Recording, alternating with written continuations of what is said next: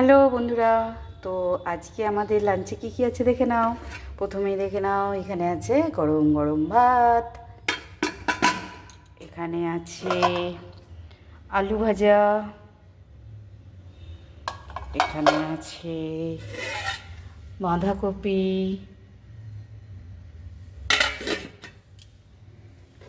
এখানে আছে করলা বেগুন ডুমুর পেঁয়াজ দিয়ে একটা ভাজা, এখানে আছে টক বেসন কুমড়ো আলু এসব দিয়ে একটা টক, আর এখানে আছে একদম লাজবাব কী বলো তো, এটা হচ্ছে আমি ভুলে গেলাম, এটা হচ্ছে ভোলা মাছ, শীতকালীন একটা মাছ যা খেতে না সত্যি জাস্ট সেই লাগে।